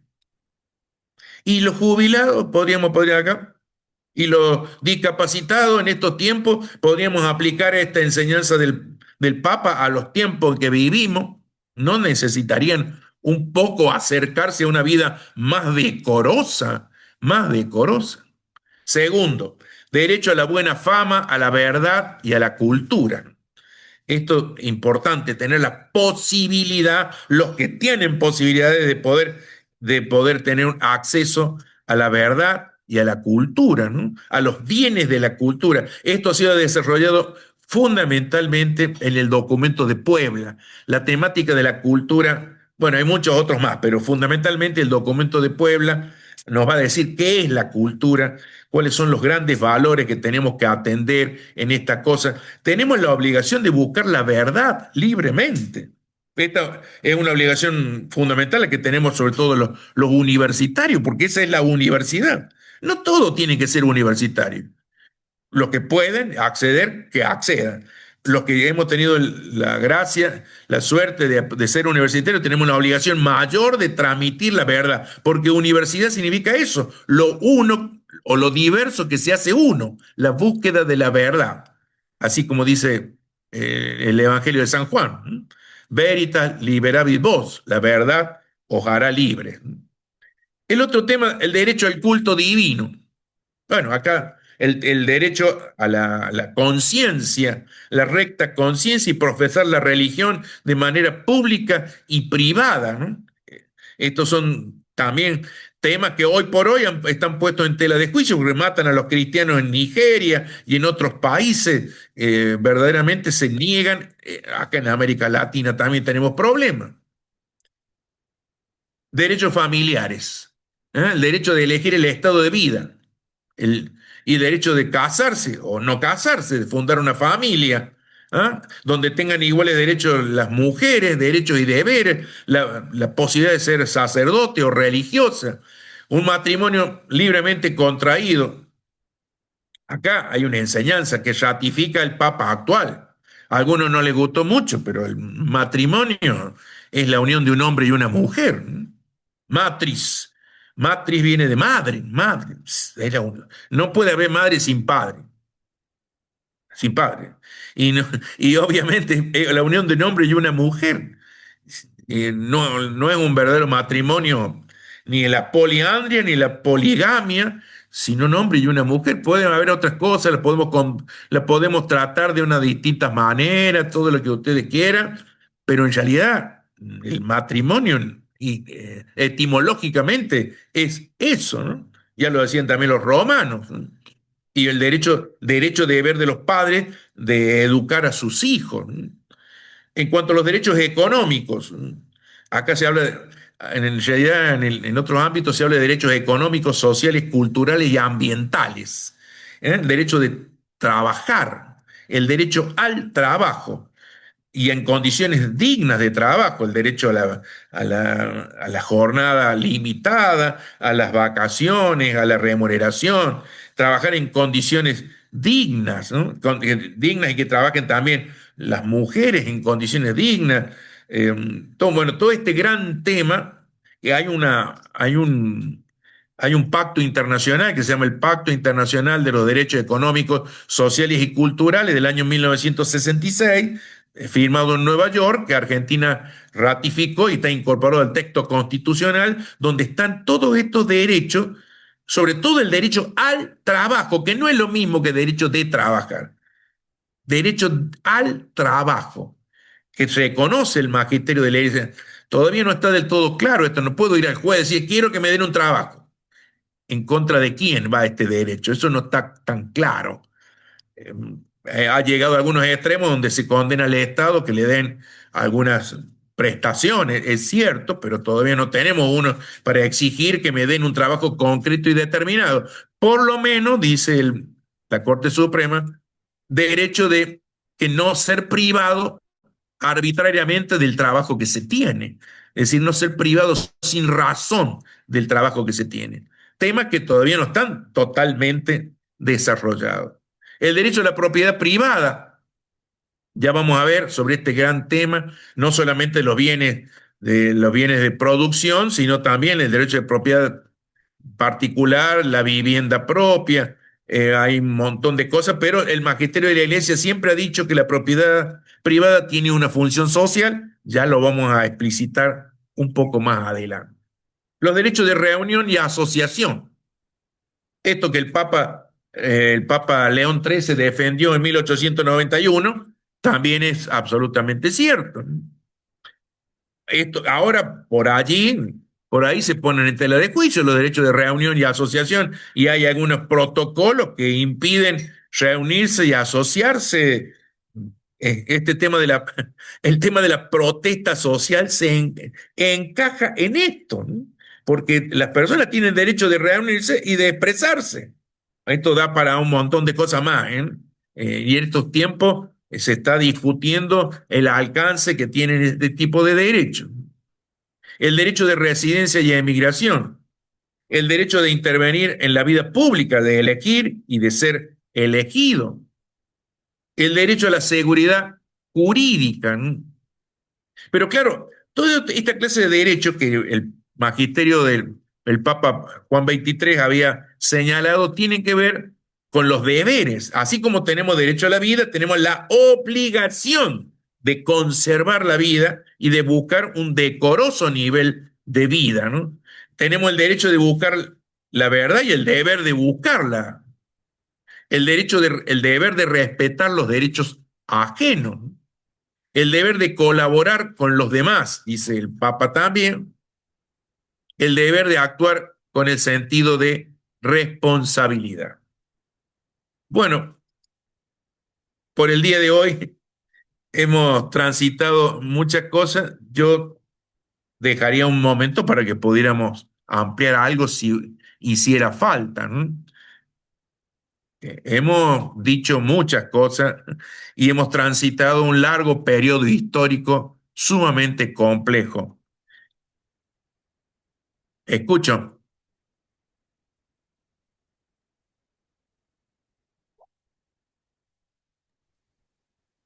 Hola, ¿se escucha? Sí. Sí, porque creí que no se me podía escuchar por eso. Una, una cosa, un tema importante que, bueno, que estaba justamente, se nota que mientras vas hablando de la doctrina social de la Iglesia, va remarcando también la realidad social del país y que de nuestro país, y que no solo la estamos viviendo nosotros, sino que el mundo en general es como que hemos vuelto para atrás, parece, en lo que está pasando en Palestina, lo que está pasando entre Rusia y Ucrania, en Estados Unidos con el tema de los migrantes, como cristianos, ¿no? Y como también comunicadores de esta doctrina social de la Iglesia. ¿Cómo podés, tal vez no sé la pregunta que hagas, cómo distinguir como que a veces la gente puede tomar que hay una posición política, pero no, que no es política en realidad, sino que es una enseñanza que estás dando de la doctrina y como cristianos la obligación que tenemos también de decirlo sin que nadie se enoje, ¿no? ¿Cuál sería tu visión de ese tema y explicarlo, ¿no? Porque a veces se confunde, como que uno dice esto que vos ibas remarcando, bueno, los jubilados, la situación de los enfermos, los discapacitados, y que no está pasando acá, pasa con las guerras. Que no se confunda la cuestión política en sí misma de una determinada situación con la enseñanza de la doctrina social, que me parece que es más profunda y va más allá, y que como cristianos tenemos el deber, nos interpela esa realidad en ese diálogo. Está muy bien. Me da pie, bueno, algo que lo pasé un poco rápido y no lo dije, que la doctrina social de la Iglesia no es una ideología. No es una ideología, porque las ideologías son visiones parciales de la realidad social. Una cosmovisión hecha desde la perspectiva de un grupo de la sociedad. Y las ideologías en realidad surgen en el siglo XVIII. XVIII. La doctrina social de la Iglesia no se considera una ideología porque es una cosmovisión completa del hombre, de la vida y de la sociedad. Y porque sus raíces no están en el siglo XVIII, están en el antiguo Israel y están en la praxis de la iglesia, la iglesia de los primeros siglos. Entonces, no podemos reducir a la doctrina social de la iglesia a liberalismo, comunismo o socialismo. No, esta es una primera gran idea que me parece que hay que dejar absolutamente claro. No es una ideología a ese nivel, aunque, cuidado, las ideologías tienen valores. El liberalismo tiene el valor de la libertad, pero descuida la solidaridad, que el colectivismo afirma el valor de la solidaridad, pero deja de lado el valor de la libertad. Entonces, esto también vuelvo a decir, no lo podemos resolver en el día de hoy, tendríamos que ir a la encíclica, a la carta de Pablo VI, Octogésima Adveniat, cuando dicen qué es lo que podemos hacer los cristianos y qué es lo que no podemos hacer. Por otra parte, en materia política, ni eso, Magisterio Social Argentino, ningún partido político puede decirse que encarna toda la doctrina social de la Iglesia. Siempre le vas a encontrar algo que por allí no es tan claro o no se adecua a la doctrina social de la Iglesia. Si hacemos, ojo, yo no soy obispo, soy un laico. Examinemos esta realidad. Eso sería para los chicos en la universidad y decirle, mire, lo hemos hecho, ¿eh? Tomen al partido político, a la plataforma de tal partido político y busquen qué es lo que se adecua y qué es lo que no se adecua. Podríamos decir, el partido del gobierno actual defiende la vida. Eso está bien. Eso está bien, pero cuando habla de la propiedad en sentido absoluto, no se adecua al criterio social de la Iglesia. Cuando critica la justicia social del modo como que no existe, no se adecua al criterio social de la Iglesia. Entonces, quizás hace falta un trabajo que es menester, un trabajo de discernimiento entre nosotros los laicos para llevarle probablemente al obispo.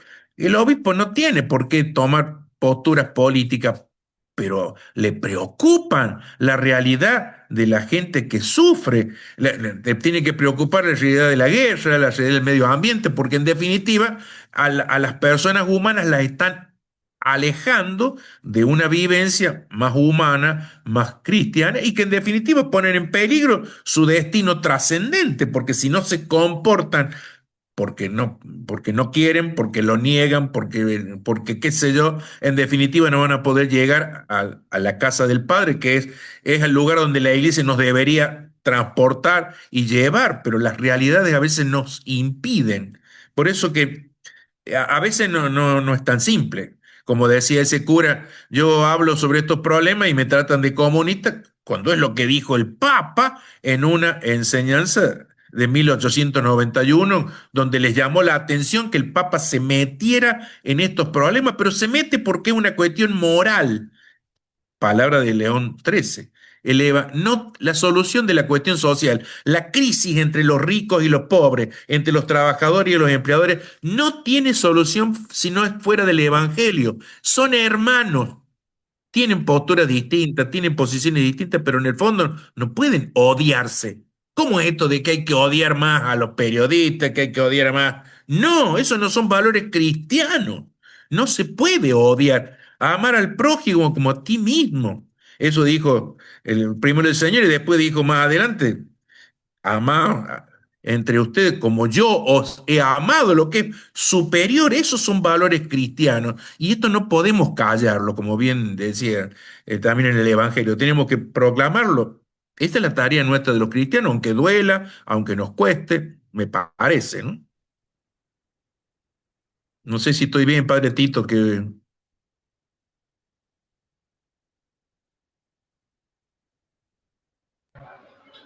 Fantástico, Doctor, muchas gracias, hermoso realmente todo este recorrido y la síntesis magisterial buenísima porque también hemos vivido muchas de estas cosas y las hemos mamado desde muy joven en la Acción Católica y cuando recién entrábamos a la iglesia desde adolescente nos ponían los primeros documentos de la iglesia en la mano y bueno, era una forma concreta también de entrar a la realidad. Y con toda esa tensión que hemos vivido, ¿no? En los años 70 y demás, ¿no? Por eso maravilloso la síntesis y el equilibrio que la iglesia nos ha sostenido, ¿no? Porque ¿Alguien quería decir muchas... algo? ¿Padre? ¿Alguna persona que quería participar? No. ¿Me están escuchando? No, sí, sí. ¿No? O sea, no, alguien quiso decir algo recién, no sé si había otro más. Bueno, si no, siga, padre, por favor. No, simplemente agradecerte este comienzo y esperamos encontrarnos, si Dios quiere, el miércoles que viene. Bueno, bueno, muchas gracias entonces. Nos vemos. Chao. Estamos bien. Gracias, adiós. Buenas noches. muchas gracias. Mira, Martita. Buenas noches, del muchas Rosario. gracias. Gracias por todo. En el grupo que hemos creado está el link con la plataforma de los materiales que el doctor ha dejado ahí para que lo puedan consultar. También vamos a procesar. Chao, buenas noches. Buenas grabación. noches. No podía prender el micrófono. Ricardo, mejor explicado, imposible. La misión de la iglesia es cumplir con la voluntad de Cristo y la voluntad de Cristo es amar los unos a los otros como yo los he amado. En síntesis, todo el trabajo que ha estado haciendo la iglesia, más que un socialismo pagano, es el amarse al pobre, al rico, y que sepamos que todos somos humanos, nadie es más que nadie, porque sean ricos, porque sean pobres, porque sean blancos, porque sean negros, todos somos iguales y somos hijos de Dios. Y a eso vino Cristo, a decirnos que nos amemos como Él nos ha amado. Gracias, Ricardo. Hermoso, hermoso. Gracias por esta invitación a los que han organizado esto, porque realmente es un tema que la iglesia y que los cristianos estamos necesitando, porque en estos tiempos se nos está pidiendo evangelizar. Y con esto es ayudarnos a poder evangelizar. Bueno, muchas gracias. Muchas gracias. Doctor, Sí, sí, sí. disculpe que no puedo tener la cámara encendida porque pierdo por allí conectividad. Roxana Candoli, los saludo principalmente como educadora del Instituto Nuestra Señora del Valle. Agradecer su claridad en los conceptos trabajados en la historia de la doctrina social de la Iglesia, y creo que esto es una oportunidad, una posibilidad para quienes estamos en el ámbito de la docencia, de llevarlos justamente a trabajar a algunos conceptos, por supuesto que cada uno implica una complejidad de acuerdo a la edad con la que nos encontramos en las escuelas, pero creo que son claves retomar algunos documentos que han quedado en el olvido, ¿no? Como usted allí había mencionado, la Rerum Novarum, que si bien es muy mencionada, pero digo que en el ámbito de la escuela como colegio católico deberíamos retomarla para trabajar con los jóvenes que presentan bastantes dudas, que se encuentran con grandes problemáticas. Muy interesante también volver a retomar, como dijo usted, que lamentablemente recién se lo valora ahora, ¿no? En la ausencia, al Papa Francisco, con sus categorías en los distintos documentos, el Laudato Si, esto del cuidado de la casa común, del espacio que compartimos todos. Y realmente agradecerle la claridad de su mensaje, como siempre, es una eminencia en el tema y un gusto escucharlo cada vez que tenemos esa oportunidad. Y agradecerle al Padre Tito, por supuesto, y en nuestro caso, a los representantes legales, a Osvaldo Luna y a la doctora también Alejandra Delgado, que nos pasaron la posibilidad de inscribirnos para estos encuentros. Realmente enriquecedor. Gracias. Bueno, Rosana, ahí en la página, ahora que ahí está diciendo Daniel, hemos compartido al menos una primera reflexión desde mi parte, que ya está publicado, sobre Rerum Novarum y el derecho del trabajo. Es un tema, claro, cuidado, la terminología que utiliza el Papa es del siglo XIX. Hay algunas cositas que merecen alguna aclaración, pero hay algunos problemas que ya habían sido planteados en aquella época y que pueden ser absolutamente iluminados con lo que el Papa hace ya más de casi 30 años, que había dicho en su oportunidad, levantando su voz. Alguien dijo que Rerum Novarum tuvo tanta importancia como el Concilio de Trento. Fíjese la importancia que realmente se le asigna. Y probablemente lo que también decíamos, que el Concilio Vaticano II todavía no lo hemos comprendido, a pesar de que han pasado 50 años. Ahí también tenemos que encontrar y podemos encontrar muchas luces para los problemas que hoy tenemos. Bueno, tal cual. Gracias, gracias. doctor. Bueno, Daniel. Muy bien. ¿No? Bueno, reiterar, si alguien no escuchó, saben que el espacio de comunicación es el grupo que hemos armado. Cualquier inquietud o cualquier solicitud de material, ahí también está el doctor para poder ir compartiendo los materiales, ¿sí? Lo de la clase de hoy ha sido grabada. Si alguien quiere después repasarla, se la va a subir al link de YouTube, así nosotros lo podemos compartir desde la plataforma. Bueno, Nos vemos la semana que viene, si Dios quiere. Bueno, chao. Gracias.